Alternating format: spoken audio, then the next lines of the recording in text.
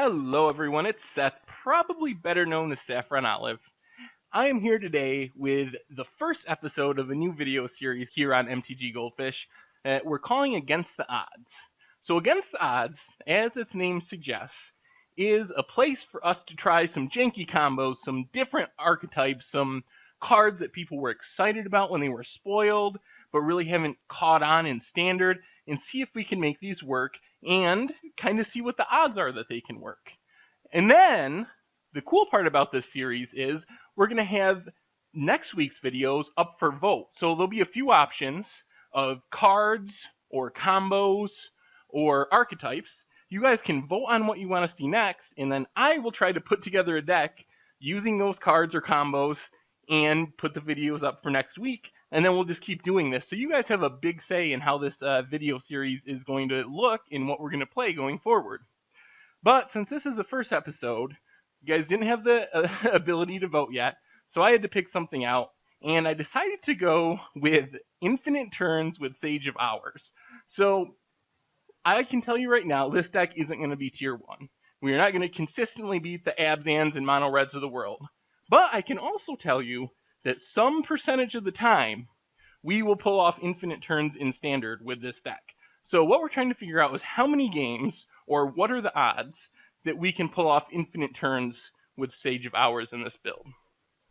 So, looking at the deck, the main card here is Sage of Hours itself.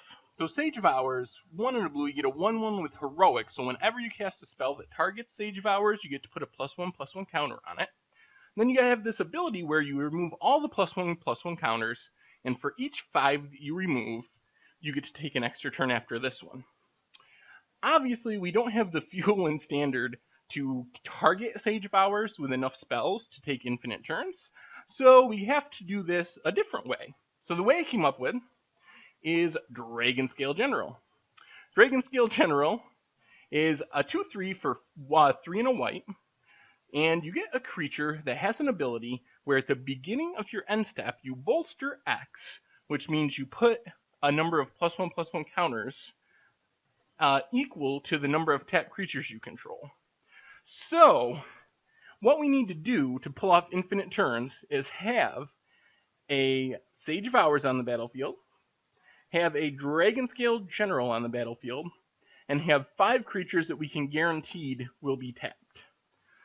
The problem is Dragonscale General and Sage of Hours aren't that good at attacking, so playing those type of creatures and be able to attack and have them tapped isn't really realistic. So we went with a whole bunch of mana creatures, because mana creatures let you tap for free. Like, yes, they add mana, which is nice, it helps us pull off our combo faster, but the real ability of Elvish Mystic, for example, is you can just tap it.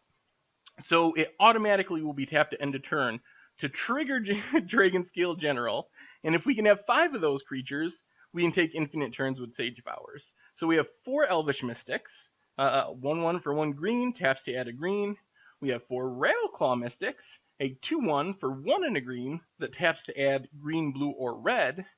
Then we have 4 Sylvan Caryatids, a 0/3 for 1 and a green, Defender and Hexproof, taps to add a mana of any color, and probably the worst mana tapper, Opaline the Unicorn, 3 mana for a colorless 2/1 artifact creature, and it taps to add a mana of any color. So we have 4, 8, 12, 15 creatures that can tap for free to trigger our Dragonscale General and activate our Sage of Hours. So that's the basic plan of the deck. It's basically a 7-card combo, because we need 5 things that tap, the Dragonscale General and the Sage of Hours. The rest of the deck is filled out by some protection. We have 4 copies of Swan Song. We really don't care about giving our opponent a 2/2 flyer, because all we care about is pulling off the combo. Like, if we can pull off our infinite turn combo, it really doesn't matter what our opponent's doing. They never get to untap, they never get to draw a card, they never get to attack, and eventually we'll win the game. We can just Dragonscale General, eventually we'll draw into multiple Dragonscale Generals, start bolstering not only our Sage of Hours, but other creatures, build a massive attacker, and attack for the win. So we have 4 Swan Songs, 1 mana to counter an instant enchantment or sorcery. We have 2 negates in the main, which counter any non-creature spell. Then we have some card draw to help us put this together. We have 3 copies of Jace's Ingenuity and 3 copies of Dragonlore's Prerogative. I was interested in playing Dig Through Time, but the problem is our deck really doesn't have the ability to put things in the graveyard. We have a few fetch lands and a couple of counters, but it's not like we're stocking our graveyard like some other decks, so I was a little worried that we just never be able to cast it. Finally, a Johnny kind of plays a Dig Through Time role.